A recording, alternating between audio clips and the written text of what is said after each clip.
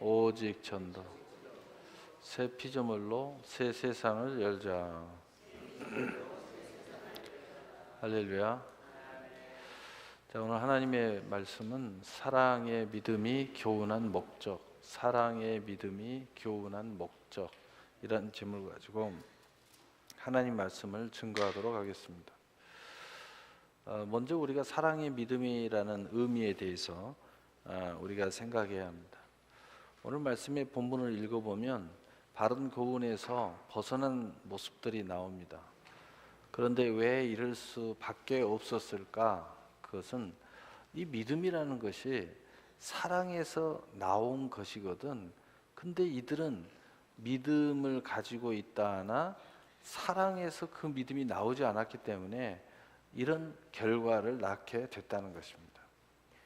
그래서 믿음의 생명력, 진정한 하나님이 바라는 믿음은 사랑에서 나오는 믿음이어야 된다는 것입니다. 다시 말하면 그 믿음에 사랑이 없으면 그 믿음은 죽은 것이다 라고 말할 수 있다는 것이죠. 사랑이 없는 믿음은 아무 가치도 없고 의미도 없고 힘을 발휘하지 못하고 도리어 그 믿음은 바른 교훈을 거스리게 되어 있다는 거죠. 하나님의 바른 복음을 따르지 않도록 되어 있다는 거죠. 그래서 그 사랑에서 나오는 믿음의 본질을 갖지 아니하는 많은 사람들이 세상에서 복음의 빛을 가리우고 있다고 지금 본문은 말하고 있는 것입니다. 예수를 믿다 하나 죽은 자다 이 말이에요. 살아있다 하나 죽은 자의 모습을 가질 수밖에 없다는 것입니다. 그러면 왜 사랑으로부터 본질로 믿음이 나온 그 믿음이 우리에게 정말 중요한가? 바로 그것을 교훈하는 목적이 있어요. 우리가 이 땅에서 생명을 얻어도 풍성히 얻게 하기 위해서는 한마디로 하나님 앞에 새 피조물이 있어야 되고 새 세상이 우리에게 도래되는 역사가 매일 매순간 이루어져야 되는데, 바로 그렇게 되기 위해서는 바로 우리 안에 있는 깨끗한 그릇, 귀히 쓰이는 그릇의 모습이 있어야 된다는 거죠. 그것이 바로 청결한 마음, 선한 양심, 거짓 없는 믿음의 마음인데, 바로 이것이 우리에게 존재하기 위해서는, 또 이것이 우리에게 사용되기 위해서는 바로 사랑 안에 믿음이 있어야 된다는 겁니다. 사랑으로부터 나온 믿음이 없이는 결코 청결한 마음을 가질 수 없고, 결코 선한 양심을 가질 수 없고, 결코 거짓 없는 믿음의 마음을 가질 수 없다 이 말입니다. 그 하나님의 그 사랑으로부터 나오는 믿음이 아니기 때문에 그 근본의 뿌리가 잘못되어서, 또 그것을 좌우하는 컨트롤 박스가 잘못돼 가지고 그것이 결코 이런 모습을 가질 수 없게 만들어 준다는 것입니다. 그래서 사랑이 전제되어야 된다는 것입니다. 그럼 우리의 믿음이 사랑이 전제되는 것은 하나님의 사랑을 이야기하고 예수님의 사랑을 이야기하는 것이요. 그러면 그 사랑이 전제되는 그 우리의 믿음의 모습은 또 우리의 사랑의 모습이 나오는 겁니다. 그래서 예수님께서 너희가 서로 사랑하라, 내가 너희를 사랑한 것처럼. 그러니까 하나님의 사랑을 받은 사람은 우리가 또한 그의 사랑으로 사랑을 해야 된다 이 말이죠. 그런 모습이 우리 안에 있게 된다는 것입니다. 그래서 바로 이 사랑을 요한복음 3장 16절은 이렇게 표현합니다. 하나님이 세상을 이처럼 사랑하사 독생자를 주셨으니 이는 그를 믿는 자마다 멸망하지 않고 영생을 얻게 하려 하심이라. 하나님의 사랑의 모습이 자기 품속의 독생자 예수님을 우리에게 내어주어서 십자가에 못 박혀 죽게 하시고 죽은 지 사흘 만에 부활하게 하심으로써 우리에게 살 길과 새 길을 열어주셨다는 것입니다. 그 사랑을 완성하기 위해서 오신 예수님도 로마서 5장 8절에 우리가 아직 죄인 되었을 때 그리스도께서 우리를 위하여 죽으심으로 하나님께서 우리에 대한 자기의 사랑을 확증하셨느니라. 예수님도 이것을 증명하기 위해서 하나님의 본체로서 예수님도 우리를 죽기까지 사랑한 것을 확증하셨다는 것입니다. 바로 그 사랑을 받은 사람은 하나님에 대한, 이웃에 대한 우리가 이런 고백을 할 수 있습니다. 마태복음 22장 37절에서 40절에 예수께서 이르시되 내 마음을 다하고 목숨을 다하고 뜻을 다하여 주 너희 하나님을 사랑하라 하셨으니 이것이 크고 첫째 되는 계명이요 둘째는 그와 같으니 내 이웃을 내 자신과 같이 사랑하라 하셨으니 이 두 계명이 온 율법과 선지자의 강령이니라. 이 사랑을 받은 우리가 이 사랑을 할 수 있는 사람은 그 믿음의 본질이 바로 하나님의 사랑으로부터 나와 있는 것이 틀림이 없다는 거예요. 여러분은 믿음의 행보 속에서 그 사랑의 고백, 하나님에 대한 사랑의 고백이 마음과 목숨과 뜻을 다하여 사랑을 고백할 수 있어야 됩니다. 여러분 이런 모습을 정말 고백한다면 여러분의 그 영혼육 삶은 반드시 모든 것에서 백전백승하게 돼 있고 영혼이 잘 되고 범사가 잘 되면 육신의 강건함을 이루지 못할 것이 없어요. 왜냐하면 그 믿음은, 그 사랑이 전제되는 믿음은 항상 하나님 앞에 인정받는 믿음일 수밖에 없기 때문이에요. 여러분 이런 그 사랑의 고백이에요. 또 이웃에 대해서 자신과 같이 사랑하라. 자신과 같이 사랑하라. 자신과 같이. 이웃에 대해서 뭐 하라고 그러면요, 사랑이 없는 사람, 이 사랑이 없는 사람은요, 그 사랑한다고 하고 또 뭐 사역한다고 하고 또 뭐 한다고 하는 모습을 보면요, 그게 온전한 모습이 아닌 것을 보게 됩니다. 뭘 갖다 줘도요, 지가 먹는 것은 안 갖다 주고요, 지가 못 먹을 것 갖다 주고요, 또 뭐 그냥 줘도요, 저는 이제 버릴 건데 버리는 것이 아깝다고 하면서 이거 쓰지 않겠냐고 그래요. 지가 안 입으면 그 사람도 안 입는 거지 뭐. 그렇잖아요. 내가 못 먹으면 저 사람도 못 먹어야지. 나와 똑같이 취급해야 된다는 겁니다. 근데 나와 똑같이 취급을 안 하면서 사역을 해요. 나와 똑같이 취급을 안 해. 바로 그것은 사랑이 전제되는 사역이 아니에요. 그건 믿음의 모습이 아니에요. 하나님 기뻐하는 믿음이 아니에요. 그래서 거기에 결과는, 아름다운 모습의 결과가 결코 나올 수 없습니다. 결코 나올 수가 없어요. 그래서 바로 이 사랑이 전제되는 믿음을 가진 사람은 그 믿음이 기적을 발휘하게 되고, 그 믿음이 못할 것이 없고, 그 믿음이 하나님의 관계 속에서 형통하지 않을 수가 없고, 그 믿음은 천국을 침노 아니할 수가 없어요. 하나님이 다 인정할 수밖에 없는 믿음을 발휘하게 돼요. 왜냐하면 그것이 사랑이 전제되기 때문에. 하나님의 사랑을 가지고 목숨과 마음과 뜻을 다하여 하나님을 사랑해 버려요. 또 내 이웃을 내 몸과 같이 사랑하는 전제를 가지고 믿음이 행함과 함께 일을 해요. 무엇을 하든지 그 모습을 가지고 하는 거예요. 여러분이 예배를 드려도 그 모습을 가지고 해요. 여러분이 정말 그 사랑의 모습을 가지고 오늘 예배를 드리고 있어요? 오늘 말씀을 듣고 있어요? 봉사와 헌신을 하고 있습니까? 사역하고 있어요? 구역장 교사를 그렇게 하고 있습니까? 거기에 열매는 반드시 있게 돼 있어요. 그러나 그런 모습을 가지지 않고 한다면 거기에는 항상 불상사가 일어날 수 없어요. 첫째 불상사, 내가 불편해. 사랑하지 않는 믿음의 사역이 뭘 그렇게 기쁘겠어요? 기쁘지 않지. 힘들지. 힘들 수밖에 없어요. 누가 나 잘못 건드면 그건 돼지는 날이야. 내가 이 정도 하는 건 대단한데 나를 건드려? 아주 막 핵폭탄 같아. 이거 일어나긴 하는데 건들 수가 없어. 건들면 터질 것 같아. 왜? 사랑에 전제되지 않는 믿음을 발휘하다 보니 모든 게 자기의 공로잖아요. 자기의 수고잖아요. 모든 게 내 헌신이야. 그러니 거기에 얼마나 의가 들어있어요. 그러니 잘못 건드면 죽어. 내가 얼마나 헌신을 하는데 누가 함부로 말을 해. 내가 얼마나 내 돈을 써가고 있는데, 내 시간을 들이고 있고, 내가 정말 이 마음에 막 엄청난 마음의 부담이 있는데 이걸 견디면서 참으면서 이렇게 가는데 누가 뭐라 하냐 이 말이야. 그러나 하나님의 사랑이 전제되는 믿음의 사역은 이미 그 하나님의 사랑을 우리가 갚을 길이 없는 은혜의 자이기 때문에 그 어떤 것으로도 그 하나님의 사랑에 대한 빚진 자로서 갚을 길이 없는 것이 전제되어 있어요. 그리고 내가 저 사람한테 사역하는 게 아니야. 내가 저 애들한테 사역하는 게 아니야. 내가 지금 새나라교회 이 보여지는 이상용 목사한테 말씀 듣는 게 아니야. 다 주님께 하는 거예요. 헌금 하나 하더라도 교회에 하는 게 아니에요. 보여지는 건 교회 분명히 하고 있죠. 재정이 들어가고 목사님이 기도하고. 그러나 그 하나님 앞에 하는 거예요.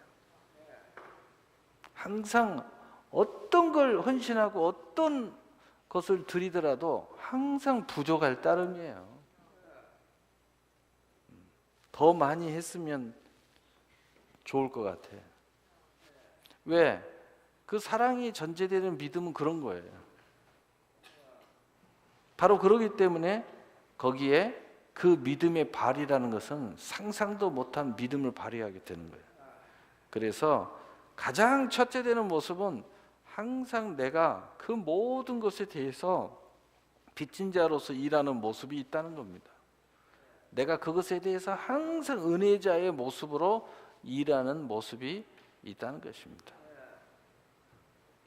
이게 완전히 달라지는 거예요. 그래서 여러분이 예배드리는 모습 또는 말씀 들은데요, 은혜로 받는 사람과 아니면은 좀 안 좋은 이야기 한다고 또는 뭐 딱 보니까 누구한테 이 말씀이 살아서 막 꽂혀요.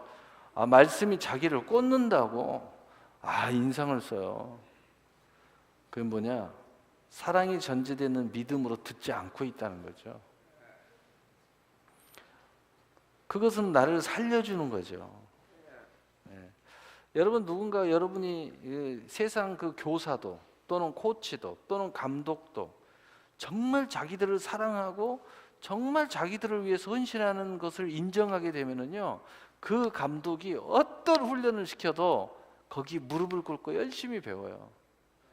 여러분 최근에 베트남의 그 박항서 감독 사랑으로 그 리더십을 하잖아요. 그 사랑을 아니까 아버지라고 부르잖아요. 그러니까 그 선수들이 막 그 앞에서 고개를 확 숙여요. 근데 훈련 어마어마하게 시키더라고요. 왜? 우리 한국 훈련은요 스파르타야. 무조건 그냥 거의 쓰러지기 직전까지 반복시키는 훈련이야. 우리 한국 사람 다 그렇게 하잖아요. 어떤 종목이든 다 똑같아요. 그렇게 하지 않으면 자기의 능력을 뛰어넘어서 더 센 놈을 이길 수가 없거든. 그러니까 습관을 만들어 버리는 거예요. 그냥 반자동으로 그냥 만들어 버리기 위해서 그렇게 하는 거예요. 그런데도 꼼짝. 왜? 사랑이 전제되어 있기 때문이에요. 그래서 사랑이 전제되어 있는 믿음은 완전히 달라지는 거예요. 헌신 완전히 달라져요. 예배 완전히 달라져요. 말씀 듣는 자세 완전히 달라집니다. 여러분이 어떤 훈련을 하도 완전히 달라져요. 그래서 오늘 이 사랑이 전제되는 믿음에 대한 교훈의 목적을 우리는 구체적으로 알기 전에 이 사랑이 전제되는 믿음의 교훈이 왜 우리에게 필요한지 우리는 먼저 결론을 이렇게 내려봅니다. 반드시 이것이 있어야 됩니다. 이것이 없으면 여러분은 믿음은 다 탈락하게 돼 있어요. 넘어지게 돼 있고요. 또 뭐 좀 되면 교만하게 돼 있고요. 뭐 좀 안 되면요 불평하게 돼 있고요. 또 뭐 사람 때문에 시험 든다는 소리나 하고요. 이게 그 하나님의 사랑을 아직 모르는 거죠. 믿음으로 구원 받았어요? 네! 그래 놓고요 헷갈리는 소리 또 해요. 오늘은 천국, 내일은 지옥. 왜? 하나님의 그 사랑이 어떤 걸 모르니까 그런 모습을 갖게 되어 있습니다. 여러분이 그 사랑이 전제되는 그 사랑이 무엇인지 알고 내가 그 사랑을 고백하는 그 믿음이 전제되면 여러분 성경대로 돼요. 내게 능력 준 자 안에서 내가 모든 것을 할 수 있느니라. 여러분 할 수 있어요. 새벽 기도도 할 수 있습니다. 금식도 할 수 있어요. 여러분 헌금요 할 수 있습니다. 11조요 온전히 할 수 있어요. 기적이요 온전히 일으킬 수 있습니다. 나만 온전한 게 아니라 하나님도 온전히 역사하십니다. 그 믿음 가운데 역사하시는 거예요. 내 믿음대로 될지어다. 믿음이 온전해 가니까 믿음이 완전히 하늘의 미랄이 되고 있잖아요. 하늘의 미랄이 땅에 떨어져 죽으면 많은 열매를 맺느니라. 여러분 기적과 응답의 역사를 일으킨 사람들의 간증을 보세요. 지금은 아니라 할지라도 당시의 응답의 모습을 보세요. 그분들이 다 그렇게 하고 그런 모습이 우리 눈안에 딱 들어와요. 그래서 간증하라고 하면요 뭐 어쩌고저쩌고 해갖고 뭐 남들이 보통 못하는 걸 하면서 했더니 하나님이 이렇게 역사했다 그런 이야기예요. 그렇죠? 물론 직관에 갈 때하고 나올 때하고 좀 달라지더라고. 달라지면 안 됩니다. 응답 받을 때하고 똑같아야 돼요. 왜? 응답 받는 것도 중요하지만 그걸 보존하는 게 더 중요해요. 응답 받는 것도 중요하지만 거기에 대한 열매가 이제 나타나야 되잖아. 근데 거기에 대한 열매가 없어. 열매를 위한 진보가 없어. 아무 소용없죠. 여러분 나무가 씨앗을 해서 싹이 나는 거 굉장히 중요하잖아요. 근데 싹이 났다고 와 하고 끝나버리면 뭐예요? 열매 맺을 때까지 관리를 잘해야죠. 또 열매 맺으면 뭐합니까? 추수할 때까지 관리를 잘해야죠. 추수를 해서 곡간에 탁 넣을 때까지 긴장을 멈춰서는 안 돼요.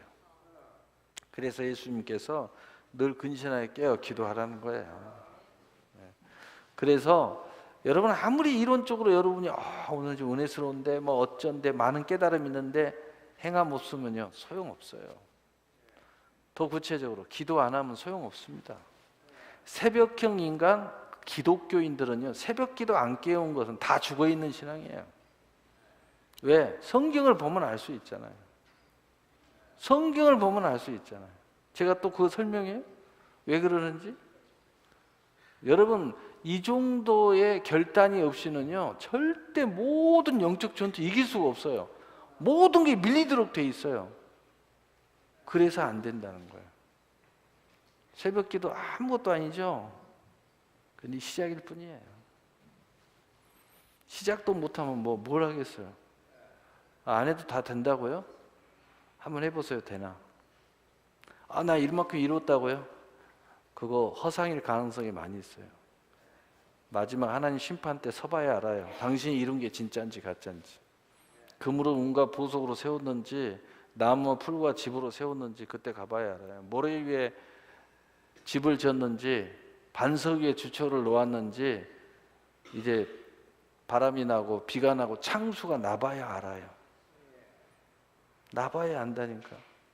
뭐 조금만 흔들어대도 마귀 와서 조금만 흔들어대도 그냥 뭐 난리를 치는데 그것이 뭘 믿음이요? 조금만 어려워져도 그냥 얼굴에 부락부락 하는데 그것이 무슨 믿음이에요? 그게 무슨 은혜야? 진짜 삶에 엄청난 파국가 오면 어떻게 할 거예요? 응? 어떻게 할 거냐고. 응? 여기서 목사가 이렇게 여러분을 말씀으로 또는 삶으로 신앙생활 훈련하는 이건 아무것도 아니에요. 본게임 들어가지도 않았어. 본게임 들어가기 전에 약간 워밍업 하는 거예요. 본게임은 여러분의 세상에 사는 거지 교회 안에 사는 게 아니에요. 본게임은 여러분의 삶 속에서 가서 하는 거예요. 여러분의 기업 가운데 가서 하는 거예요. 교회 안에서 본게임 하는 게 아니에요. 여기는 전부 다 하나님 앞에 여러분 드리게 만들어주고 본게임 세상 가서 싸우도록 이기게 하는 그러한 훈련이요 교육이요 그런 곳이요. 그래서 교회는 어떤 곳이야? 학교라고 그러잖아요. 목사님이 학교 선생 돼가지고 여러분 가르치고 있는 거예요. 교회는 어떤 곳이라고 그랬어요? 응? 병원이라고 그랬어요. 여러분 고장난 사람들 여기서 하나씩 고치니까 때로는 아파요. 왜? 때로는 수술도 하죠. 때로는 꼬매기도 하죠. 때로는 고름을 짜기도 해. 짜면 얼마나 아파요. 그러면 몸부림쳐. 근데 너무 아픈 사람들은요, 너무 심한 사람은요, 그렇게 아파도 견뎌내요. 왜? 살라고. 근데 시원찮게 아픈 사람은요, 의사 두드러 패려고 그래. 요즘에 병원에서 의사들 구타 많이 당하잖아요. 119 구급대원들 되게 맞는 사람들 많이 있어요. 교회에서 그런 일이 일어나요. 왜? 설 아파가지고. 병원이에요, 병원. 그러니까 병원에서 여러분 고쳐야 되잖아요. 근데 여기서 나는 고치지 마, 나는 이대로 살 거야, 이러면 곤란한 거예요. 왜? 교회는 그런 일을 하는 거예요. 교회에 여러분 많이 나오면요, 고쳐질 수밖에 없어.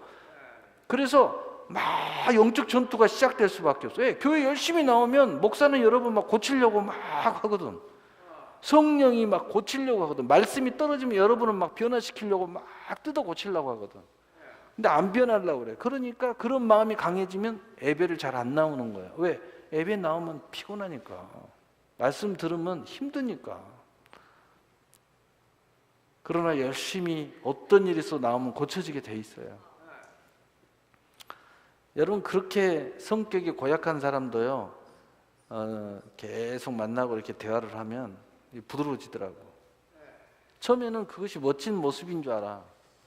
그런데 계속 상담하고 또 말씀에 대해서 묵상하고 또 거기에 대해서 이야기하고 이렇게 하면서 자기의 잘못을 하나씩 하나씩 고쳐가는 거예요. 아, 이게 아니구나. 야, 이게 아니야. 하나님 바라는 모습은 이런 모습이 아니구나 말이야. 이제 내가 알아서 세상에서 바라는 모습을 내가 가지고 있었던 거예요. 세상에서 멋진 모습을 내가 가지고 있었던 거예요. 세상에서 개성 있는 모습을 내가 가지고 있었던 거예요. 믿음 안에 개성이 아니야. 근데 그걸 하나씩 하나씩 깨달아가는 거예요. 여러분이 예배 열심히 안 나오다가 열심히 이제 나름대로 나온 사람들, 자기도 모르는 사이에 막 자기가 결단이 되고 뭔가 이렇게 해야 되겠다. 근데 거기에서 전투에서 밀리면 어느 날 예배 좀 빠지고 싶고 안 나오잖아요. 그러다가 이렇게 있다가 다시 또 나오잖아요. 뭔가 이제 마음에 내가 이래서는 안 되지 하고 결단이 되면 또 나오는 거야. 왜? 변화의 의지죠. 신앙은 변화의 의지예요. 이 병원이니까. 또 병원을 뭐라고 이야기해요? 병원은요, 이 교회는요, 철공소, 용광로라고 그래요. 어떠한 고철덩어리도 다 용광로에 가면 녹아버려요. 그리고 새 것으로 태어나는 거예요. 교회는 어떤 쓰레기 같은 인생도요, 다 오면 녹아요. 그래서 교회는요, 우리가 이놈 교회는 왜 이상한 사람들만 이렇게 많이 있어? 교회가 그런 곳이에요.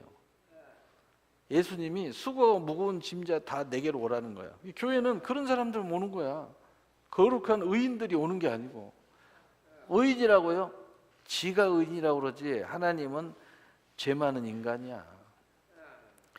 제가 개척하면서 처음에 못 몰라가지고요, 늘 기도를 했어요. 주여, 일꾼을 보내주시옵소서. 아유, 멋진 사람이 한 번씩 들어와요. 아유, 일꾼이 들어왔나?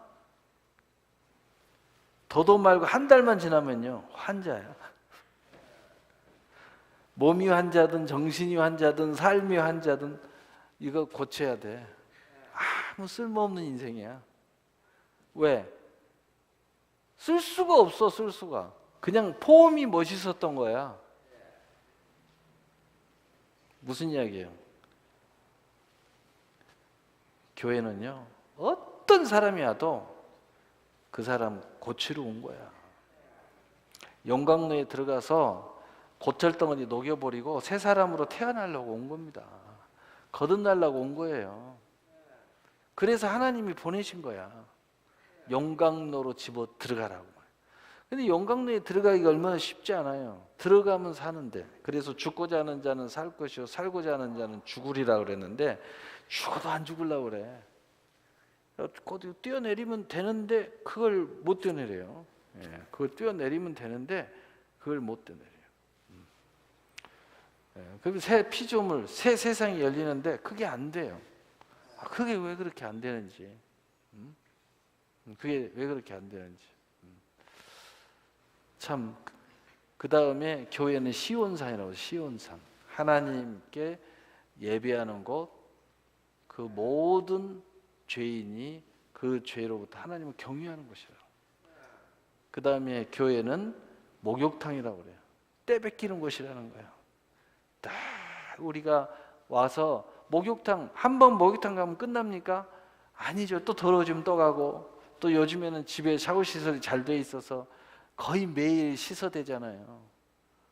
교회는요, 매일 씻어대는 곳이라는 거예요. 교회 딱 들어오면 회개부터 하는 거예요. 회개부터. 회개하지 않으면 은혜를 못 받아요. 여러분 오늘 예배 그냥 덤벙덤벙 와가지고 지금 오늘 말씀 듣는 사람은 제가 은혜 받고 있다면 여러분 기적이야, 기적. 근데 은혜 못 받고 있는 사람은 덤벙덤벙 회개 안 하고 말씀 듣고 있기 때문에 회개 현장에 하나님의 나라가 임하는 겁니다. 은혜가 임하는 거예요. 은혜가 더해지는 겁니다. 나는 그냥 마음이 막 말씀 듣는데 막 뭐가 들어왔다 나왔다 하고 막 복잡해. 간단한 이야기예요. 준비 안 하고 말씀 들어서 그래요. 어떤 사람은 수술실에 들어가는데 마취도 안 하고 기절해 보더래. 무서워가지고 마취도 안 했는데 들어가면서 기절했어. 그래가지고 들어가지도 못하고 다시 나왔어. 수술을 못하고. 이 사람 잘못하면 죽게 생겼어. 정신적으로 무너져가지고 무서워가지고. 그런 사람도 있어요. 기가 막힌 거죠. 여러분 교회는 이런 거예요. 그래서 교회 오면은요 여러 가지 일들이 일어나는 겁니다. 갑자기 목사가 떼뱉기겠다고 달라들지를 않나. 목사님이 갑자기 목욕하라고 하면 물을 붓지를 않나. 예? 사우나도 들어가라고 들어갔다 나오라고 하지 않나. 또는 심지어는 용광로에다 막 집어넣으려고 꽉 잡고 막 집어넣지를 않나. 야 들어가면 돼. 너 들어갔다 나오면 돼. 근데 용광로 안 들어갔다 나온 사람은 얼마나 무섭습니까? 그러니까 막 몸부림을 치는 거예요. 막 목사가 나 죽이려고 한다고. 예? 와 이거 목사가 이거 막 제정신이 아니라고 말이야. 내 삶 자체를 딱 깨 부셔버리려고 그런다고. 이렇게 어떻게 신앙생활하고는 세상을 살 수 있냐고 막 이렇게 막 뒤에서 온갖 소리 다 합니다. 뭐 예배 빠지지 마라 그러니까 무슨 놈 세상이 이 세상이 이거 얼마나 복잡한데 이 대배나 드리면 됐지 막 이런 소리 하고 그래요. 여러분 사랑하는 사람은요 매일 만나도 부족한 거예요.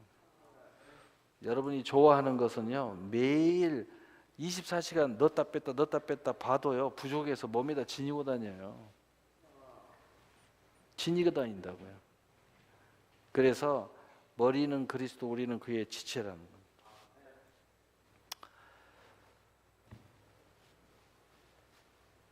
자 그러면은 오늘 이 사랑이 전제되는 믿음에서 바로 그 사랑이 우리 안에 깨달아지기까지 하나님이 우리에게 그 믿음을 사랑이 전제돼서 독생자를 주셨죠. 예수 십자가에 못 박혀 죽었죠. 그리고 고린도후서 1장 20절에 하나님의 약속은 얼마든지 그리스도 안에서 이해가 되나니 그런즉 그로 말미암아 우리가 아멘하여 하나님께 영광을 돌리느니라. 21절 22절 계속 내려가면은 바로 성령이 우리 안에 계시고 또 그 보증자로 우리 안에 계신다는 거예요. 왜 아멘을 안 해요? 빨리 띄워봐.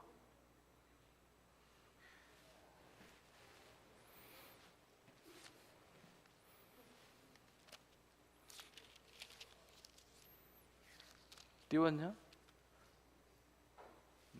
22절 말입시다. 시작. 그가 또한 우리에게 인치시고 보증으로 우리 마음에 성령을 주셨느니라. 아멘. 제가 아주 입만 열면 말씀 구절 이야기했잖아요. 안 찾아도 아멘 좀 해봐. 아멘을 해. 뭐 초등학생도 아니고. 성령이 우리 안에 들어와서 인을 쳤어, 인을. 그리고 우리 마음을 믿음으로 자꾸 끌고 가려고 보증자로서 우리 마음이 계시면서 야야야 이게 오라. 야야 그건 틀린 거야. 너의 옛생활 이제 그만해야 돼. 쓸데없이 자존심 세우지 마. 여러 가지 내가 혼자서 갈등하고 있는 것 같지만 성령이 그걸 일으켜 가지고 여러분을 옳은 마음으로 인도해 주는 거예요. 또 에베소서 2장 8절에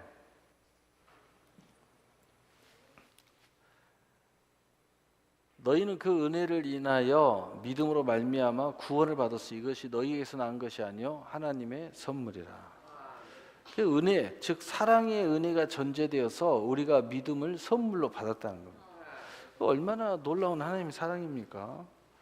또 로마서 10장 10절에 사람이 마음으로 믿어 의에 이르고 입으로 시인하여 구원에 이르니라.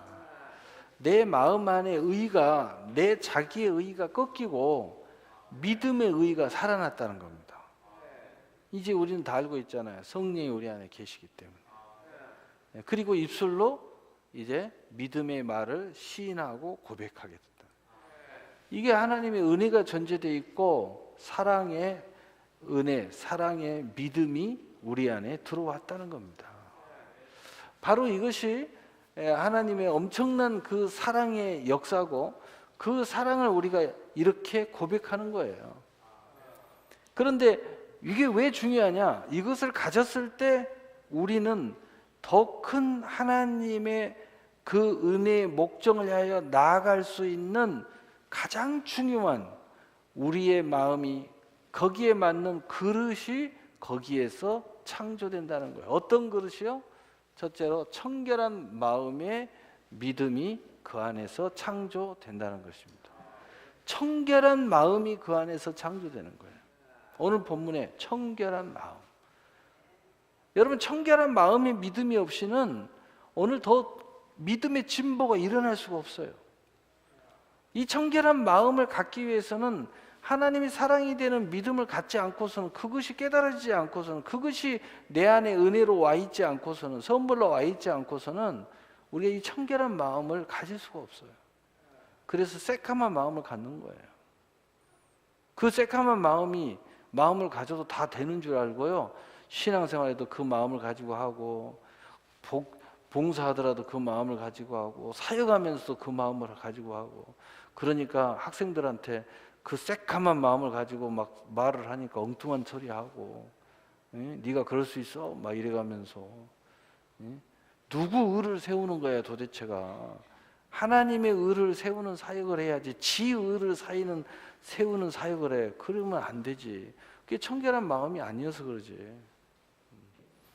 그래서 이 청결한 마음의 믿음은 뭐냐? 더 구체적으로 마태복음 5장 8절에 보면 마음이 청결한 자는 복이 있나니 그들이 하나님을 볼 것이며. 하나님을 보는 마음. 여러분 말씀을 통해서 하나님 보고 계시죠? 오늘 설교를 통해서 하나님이 지금 우리에게 주시는 메시지를 보고 있습니까? 오늘 교회에 나오면 교회 이 건물만 보는 것이 아니라 하나님의 은혜가 보이고 여러분의 삶에서 열심히 살 때 나의 노력만 보이고 내 모습만 보이고 그렇지 않고 이 속에서 동행하는 하나님이 느껴지십니까? 그게 청결한 마음이에요. 쉽지요? 그 청결한 마음을 가진 사람은 하나님 앞에 이제 더 믿음의 진보가 있고 그리고 하나님 앞에 더 귀하게 쓰임받는 진보가 일어난다는 겁니다. 또 디모데후서 1장 3절 내가 밤낮 강구하는 가운데 쉬지 않고 너를 생각하며 청결한 양심으로 조산적부터 섬겨오는 하나님께 감사하고. 이 청결한 마음이라는 게 뭐냐면 청결한 양심으로 하나님을 감사함으로 섬기는 심령, 마음을 이야기하는 거예요. 여러분 양심이 왜 여기서 튀어나와 버리냐면요, 하나님의 은혜 속에서 사랑을 받은 그 양심이 하나님 앞에 나올 수밖에 없다 이 말이에요. 여러분 은혜를 아는 사람이 그 마음이 정말 인간이라면 그 은혜 앞에 꼬그라지게 돼 있다는 거예요. 하나님의 사랑을 받은 사람이 하나님 앞에 응답을 받은 사람이 배신 때렸다, 그 양심 없는 짐승이야. 그건 짐승도 못 되는 인간이야. 그러나 양심이 살아있다면 절대 그렇지 않죠. 그래서 뭐라고 이야기되나? 미련하다고 이야기하나? 어리석다고 이야기하나? 정말 문둥이 같은 인생들은요, 그 은혜를 받고 할 때는 막 할렐루야 해놓고 지 마음 좀 수 좀 틀리면은요, 은혜는 다 잊어버리고요, 마음 섭섭한 이야기만 해요. 문둥이 같은 인생들. 왜 내가 문둥이라고 하냐? 문둥병에 걸려 있다 그래요, 영적으로. 그래서 그러는 거예요. 다 좋은 시절은 잃어버려요. 하나님이 응답한 것도 다 잃어버려요. 그 인생 되면 안 되죠. 양심이 죽어버렸어. 그런 인생 보고 뭐라 그러냐? 화인 맞았다. 양심이 살아있는 사람은요, 절대 은혜를 잃어버릴 수가 없습니다. 또 살짝 맛이 갔다가도, 마치 술 취한 것처럼 맛이 갔다가도, 야, 너 그러면 안 돼. 너 하나님 앞에 얼마나 큰 은혜를 받았는데. 그러면 양심이 갑자기 확 사로잡아가지고요, 그러면 안 되지, 그럽니다. 왜? 양심이 살아서 딱 자기를 잡아주는 거예요. 그래서 청결한 양심, 이게 제일 중요한 거예요. 그래서 청결한 마음은 양심이 청결해요. 청결한 양심이라는 건 뭐냐면 양심이 살아있다는 겁니다. 양심이 살아서 하나님을 섬기고 하나님께 감사하는 마음을 가졌다는 거예요. 여러분이 정말 은혜에 대해서 양심이 살아있다면 당연히 감사해야 돼. 당연히 찬송해야 됩니다. 당연히 어떤 일이 있어도, 예? 어떤 일이 있어도, 예? 어떤 일이 있어도 하나님 앞에 참 예배자로서 성공해야 됩니다. 양심이 죽었어 그래. 도대체 무슨 일이길래, 뭐가 있길래 그랬어? 그러면 안 되지. 그래서 양심이 막 뜨겁게 살아있는 사람, 청결한 양심이 이렇게 점점 이렇게 커진 사람, 이 사람은요, 하나님 앞에 순결한 신부가 될 수밖에 없는 거예요. 아무리 마귀의 유혹에도요, 이 양심이 이렇게 살아있는 사람은 유혹을 당할 수가 없어요. 그런데 양심이 이렇게 죽어버린 사람은요, 유혹하면 그냥 넘어가게 돼 있어요. 그러니까 사랑이 전제된다고 하잖아. 진짜 여러분이 누군가를 사랑하면요, 어떤 사람이 나한테 사랑을 고백해도 안 넘어가요. 왜? 내가 사랑하는 사람이 있으니까. 진짜 사랑이 살아있으니까. 근데 그 사랑이 죽으니까 옆에서 누가 뭐 사랑합니다, 뭐 어쩝니다, 그러면 헷갈려 버리는 거예요. 사랑이 뭔지도 모르는 친구들은 그 하나님의 사랑을 받아보지 못했으니까 사랑이 뭔지를 모르지. 그냥 뭐 뜨거우면 사랑인 줄 알고, 뭐가 그냥 전기가 찌르르 오면 사랑인 줄 알고, 아 이제 정말 답답합니다. 뭐 성령 체험 막 찌르르 뭐, 아이고 나 성령 체험. 그래서 어쩌다고? 어쩌다고? 너 지금 오늘 죽으면 천국 갈 수 있어? 아니요. 그따위 소리 하지 마. 그거 아무 소용없는 짓거리야. 전기 100번 받았어도 그거 아무 소용없어. 그 전기를 받은 게 하나님의 사랑으로 내 안에 은혜로 들어와야 돼. 예? 손양원 목사님이 설교를 하다가 성도가 전부 다 문둥병 환자들이잖아요. 그런데 한 사람이 일어나가지고 막 할렐루야 하고 춤을 추는 거야. 그러니까 목사님이 설교하다가 당장 조용히 앉으라고 그러니까 목사님이 제가 눈을 떴어요. 눈봉사가 눈이 떠져 버렸다는 거예요. 손양원 목사님 더 큰 소리로, 그래서 어쩌다는 거예요. 지금 눈 떠도 오늘 이 말씀을 듣고 복음을 믿지 않으면 당신 천국 못 가. 앉아! 그러니까 조용히 앉더래요. 눈 못 뜨고도 예수 믿으면 천국 가. 눈 뜨는 게 중요한 게 아니야. 조용히 앉아! 지금 말씀 전하는데 왜 일어서서 떠드는 거야 지금? 앉아! 무슨 말인지 알겠어요? 전기 몇 번 받으면 뭐고 입심 100번 뭐하면 뭐예요? 너 지금 죽어도 천국 갈 수 있어? 그냥 대답 못하면 아무 소용없는 짓거리야. 입심 못해도요, 믿음으로 구원받은 사람이 더 복된 사람이야. 그래서 예수님께서 보지 않고 믿는 믿음이 더 복되도다. 그 진짜 믿음 안 가진 사람한테 그런 체험 주면요, 그거 뭐 교만해가지고요, 아니 난리 납니다. 그것이 무슨 뭐 자기 구원의 무슨 표적인 줄 알아요.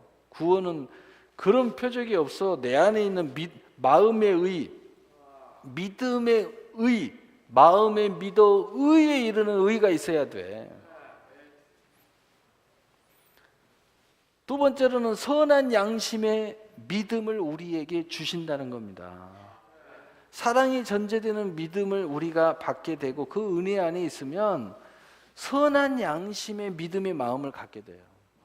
왜 이게 중요하냐? 이게 있어야 하나님 앞에 특별하게 쓰임 받아요. 크게 쓰임 받아요. 복되게 쓰임 받아요. 복된 열매가 있어요. 절대 자로나 치우치지 않아요. 어떤 가운데서도 순교를 할지라도 믿음 배신하지 않아요.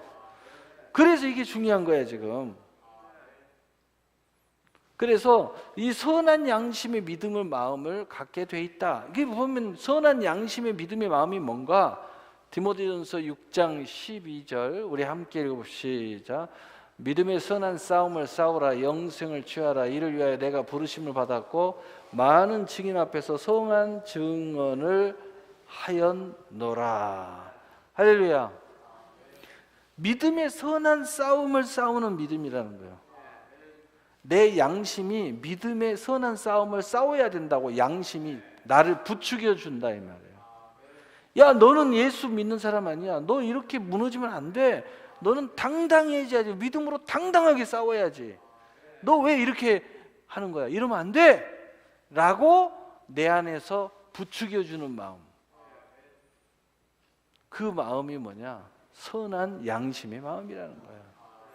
믿음의 싸움을 당당하게 싸우게 만들어주는 거야. 내가 손해를 보더라도 당당하게 믿음으로 가게 만들어주는 겁니다. 절대 내가 이 양심을 팔아먹지 않도록 만드는, 믿음 팔아먹지 않도록 만드는 거야. 할렐루야. 요한복음 5장 29절, 요한복음 5장 29절 우리 함께 읽읍시다. 선한 일을 행하는 자는 생명의 부활로, 악한 일을 행하는 자는 심판의 부활로 나오리라. 아멘. 무슨 이야기예요? 선한 양심의 믿음의 마음은 바로 선한 일을 행하게 되고 늘 그 사람의 심령과 입술과 행함과 결국은 그 인생의 결론은 항상 생명의 부활의 역사가 일어나는 거예요. 여러분이 무슨 일을 하든지 생명의 부활의 역사가 일어나야 되는 거예요. 어떤 일이 있어도 결국은 생명의 부활의 역사가 입술에서 나타나고 삶에서 나타나고 여러분의 양심, 마음에서 나타나야 돼요. 아무리 자빠져도, 아무리 오르나 치우치고, 아무리 실수를 해도 그 안에 생명의 부활이 다시 일어나요. 오뚜기처럼 여러분의 인생을 이렇게 세우는 힘이 있어야 돼요. 그게 뭐냐? 선한 양심이에요. 그게 뭐예요? 선한 양심. 선한 양심은 생명의 부활로 여러분을 계속 이렇게 세워준다. 오뚜기처럼 계속 이렇게 세워줘요. 여러분이 막 쓸데없는 소리하고 교회에서 막 엉뚱한 소리하고 막 망신창을 했어도 다시 여러분 일으켜갖고 끌고 와서 앉혀놔요.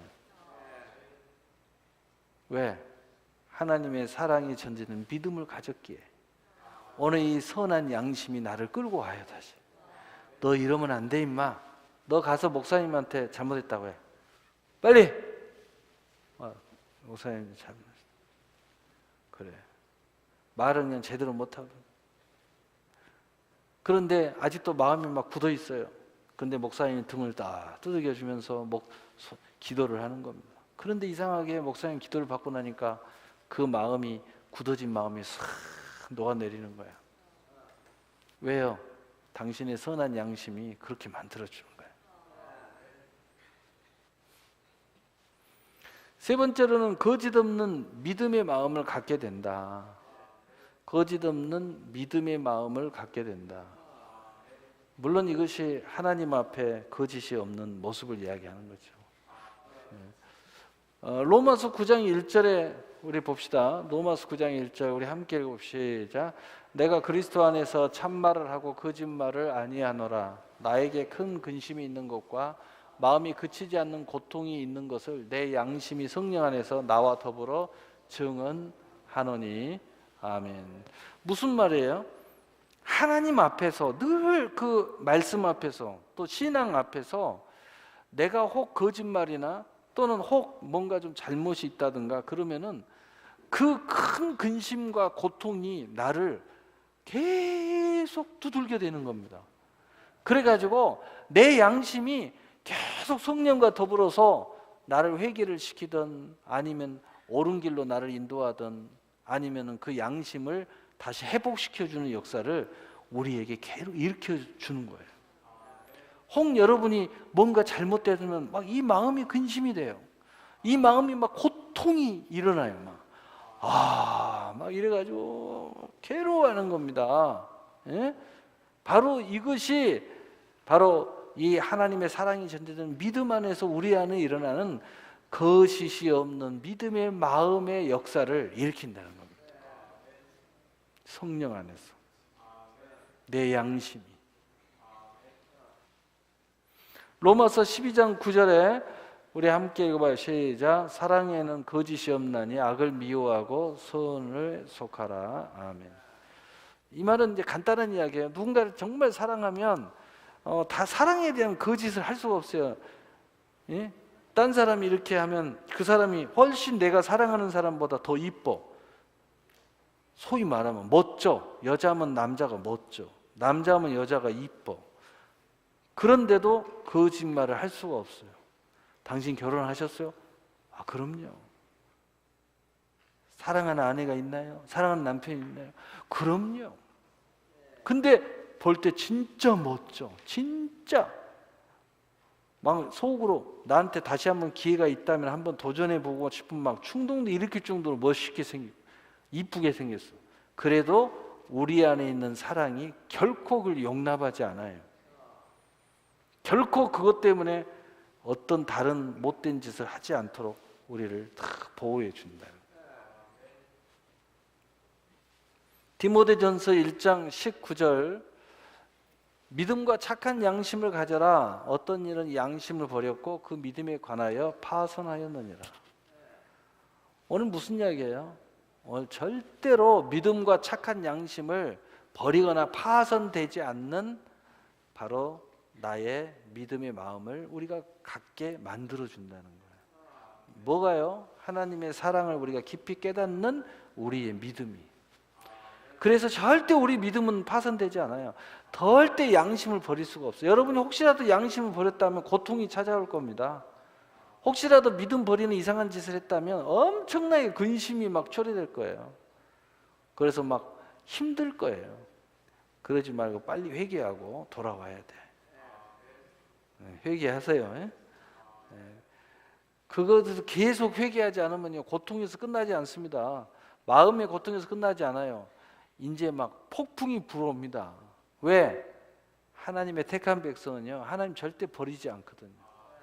내가 하나님의 믿음을 버렸다고 해서 하나님이 나를 버리냐? 너, 내가 너를 지명하여 불렀나니 결코 내가 빼앗기지 아니하리라. 내가 결코 너희를 내어 쫓지 아니하리라 라고 예수님이 말씀하셨죠. 절대로 우리 영혼을 빼앗기지 않는다는 거예요.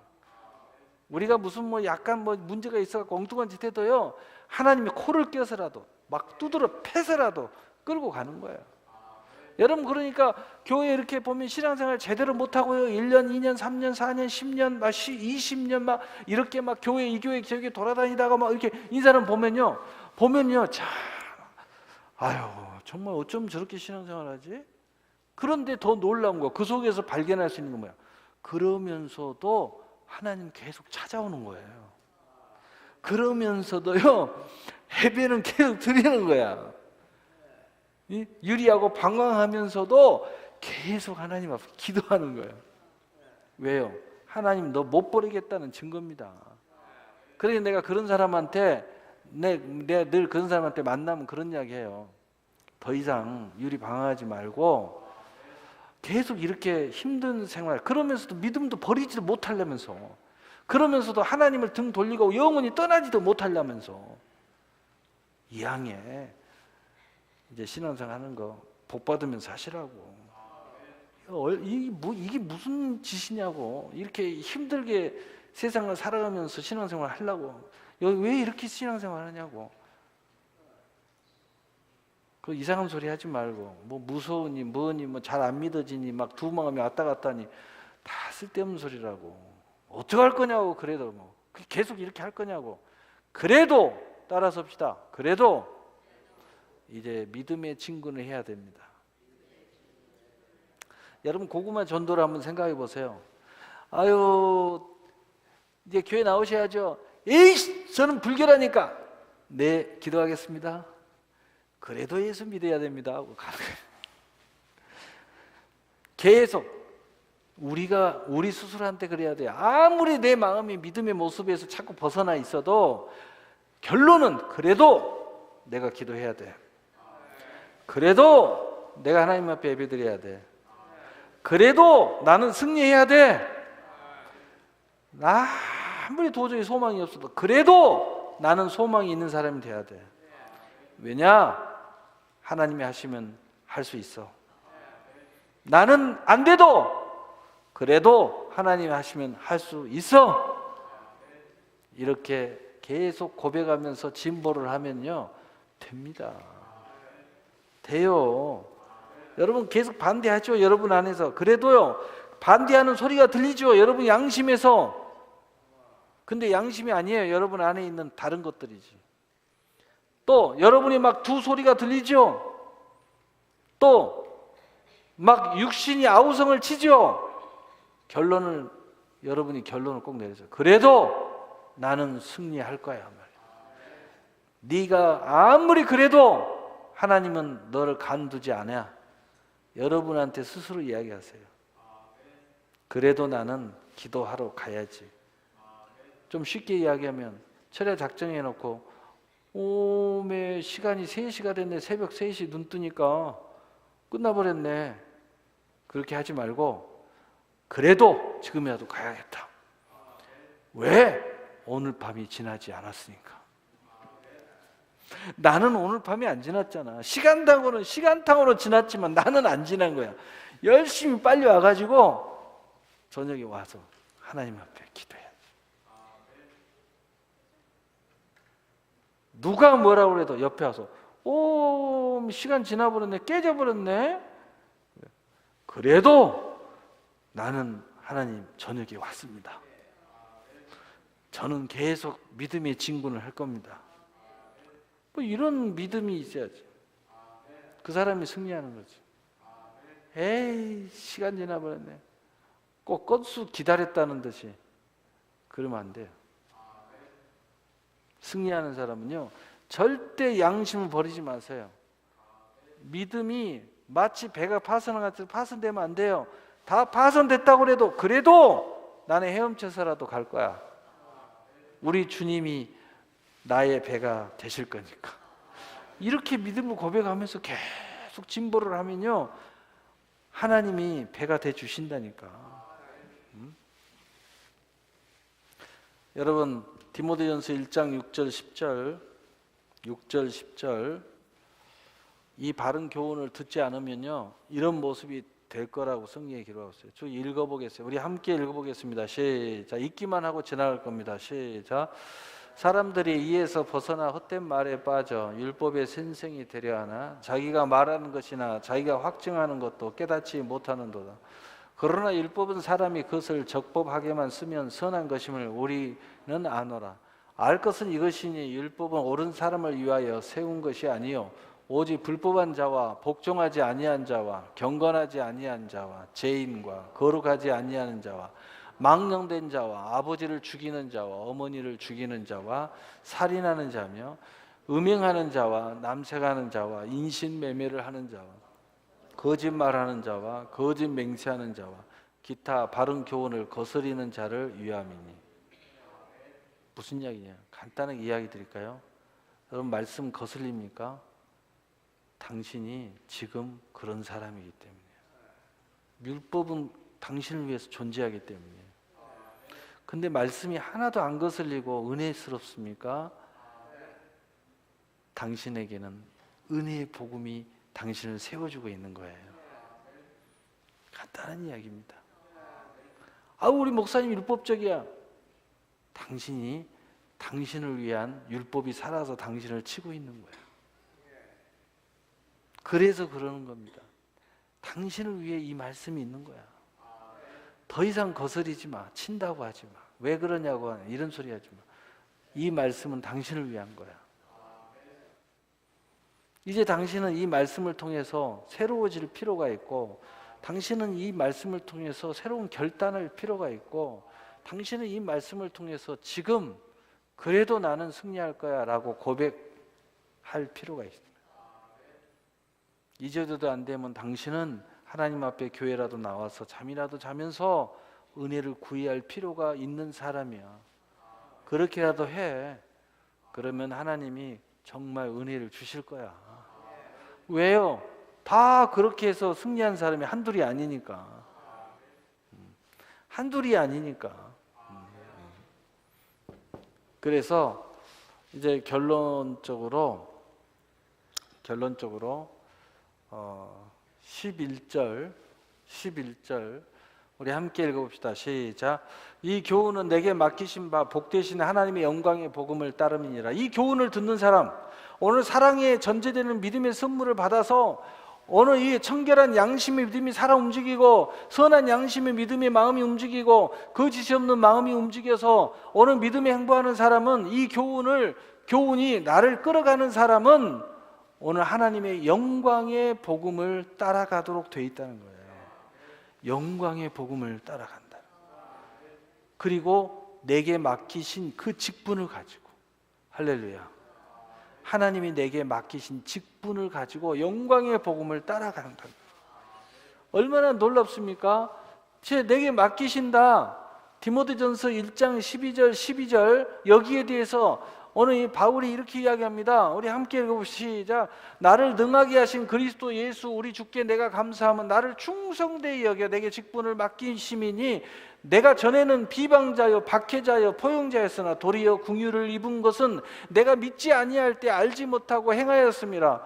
우리 주의 은혜가 그리스도 예수 안에 있는 믿음과 사랑과 함께 넘치도록 풍성하였도다. 오늘 11절의 말씀을 다시 바울이 그것을 설명하는 거예요. 나를 충성되이 여겨서 이 부족한 나를 하나님 직분을 맡겨주셔가지고, 근데 나는 얼마나 부족한 사람이었느냐라고 이야기하면서 내가 이렇게 할 수 있었던 것은 주의 은혜가 내 안에 넘치도록 풍성했기 때문에 가능했다는 거예요. 여러분, 주의 은혜가 풍성해지는 여러분이 되시길 바라요. 풍성해지세요. 그리고 영광의 복음을 따르는 때 어떻게 된다고요? 로마서 1장 16절. 내가 복음은 부끄러워하지 아니하느니 이 복음은 모든 믿는 자에게 구원을 주신 하나님의 능력이 됨이라. 먼저 유대인에게 그리고 헬라인에게로다. 바로 하나님의 능력을 따라가고 동행하고 사용하는 사람이라는 거예요. 그러니까 이런 사람들한테는 능력이 동행해요. 그래서 능력이 나타나는 거야. 놀라운 능력이 나타나는 거야. 그리고 그 영광이 복음이잖아요. 그래서 동시에 살로 1장 12절의 역사가 동시에 일어나는 거예요. 우리 하나님 우리 주 예수 그리스도의 은혜로 우리 주 예수의 이름이 너희 가운데 영광을 받으시고 너희도 그 안에서 영광을 받게 하려 함이니라. 내가 하는 모든 사역에 그 영광을 하나님 내게 돌려주시는 거예요. 우리가 하나님의 영광을 드러내면 드러낼수록, 올리면 올릴수록 그 모든 것을 우리에게 다 돌려주셔. 야, 너무너무 행복하지 않겠어요? 이것이 바로 하나님의 사랑에 전제되는 믿음의 교훈을 우리가 받아들여서 오늘 이러한 청결한 양심, 선한 양심, 거짓 없는 양심으로 말미암아 우리에게 맡기신 직분을 충성되이 감당하고, 그리고 오직 복음을 따라 하나님의 영광에 참여하게 될 때 우리 모두는 이 엄청난 하나님의 모든 영광과 넘치는 풍성한 은혜가 우리와 함께 동행하는 역사가 일어나게 된다는 겁니다. 오늘 이 하나님의 능력이, 또 그 권능이 우리의 영혼육 삶의 이 넘치는 은혜 속에서, 그 넘치는 영광 속에서 동행하는 여러분이 되시기를 예수님의 이름으로 축복합니다. 사랑의 하나님 아버지 감사합니다.